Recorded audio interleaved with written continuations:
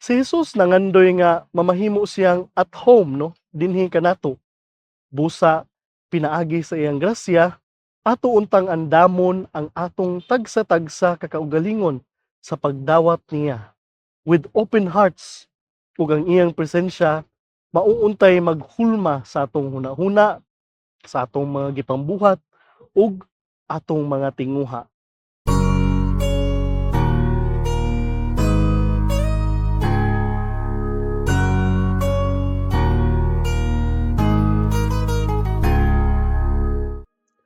Maayong adlaw kaninyong tanan. Anian usab kita sa atong inadlaw nga palandong, ang pamalandong sa pulong sa Dios. Ako si Jeffrey Torre, usa sa mga predikon sa Archdiocese sa Sugbo.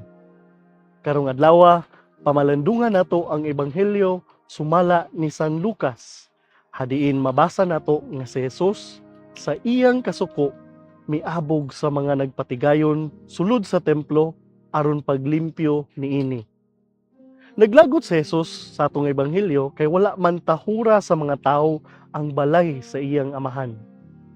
Mga kaigsuonan ko diha ni Kristo, dinhi sa Sugbo, gigasahan kita og daghang mga historical ug maanindot nga balay alampuanan. Pero ang mas nakapanindot ug nakahimong bulahan niini kay dinhi man kita magsaulog sa sakripisyo sa balaang Eucharistia.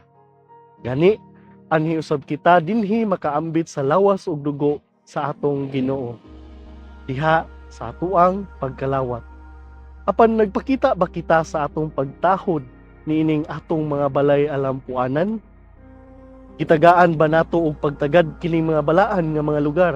O muadto lang ba kita niining mga lugar aron sa pagpahulagway?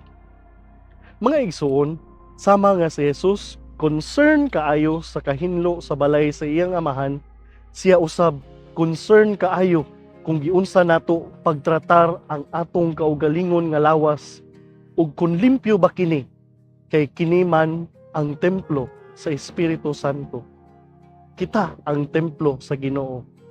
Atong ebanghelyo nag-awhag kanato nga atong hatagan og pagtagad ug respeto ang atong mga balay alampuanan ug ang ato usab nga tagsa-tagsa kakaugalingong panglawas kinsa naglangkob sa kinatibuk-an sa simbahan. Unta, atong mapanaminan pag-ayo ang mga bahin sa atong kinabuhi nga nagkinahanglan nga limpyuhan.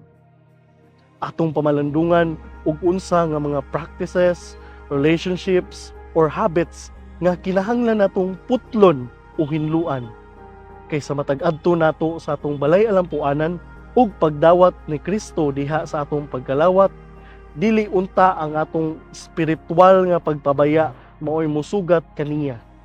Muna nga kinahanglan mo avail kita matag karon og unya sa sakramento sa pakighiuli, labi na kung aduna kitay mga sala nga mortal. Atong himuon nga ang pagpangumpisal mamahimo ng kabahin sa atong kinabuhi. Kay ang maong sakramento mauman ang maglimpyo ug mag-andam kanato sa pagdawat ni Kristo diha sa santos nga misa. Si Jesus nangandoy nga mamahimo siyang at home no dinhi kanato. Busa pinaagi sa iyang grasya ato untang andamon ang atong tagsa-tagsa kakaugalingon sa pagdawat niya. With open hearts ug ang iyang presensya mauuntay maghulma sa atong hunahuna, sa atong mga gipambuhat ug atong mga tinguha. Atong kanunay hinumduman nga mas halangdon pa si Jesus kaysa bisag unsa nga struktura nining kalibutan. Busag giawhag kita sa pagdaig kaniya sa atong panimalay, sa atong trabahuan, eskwelahan o sa bisan asa.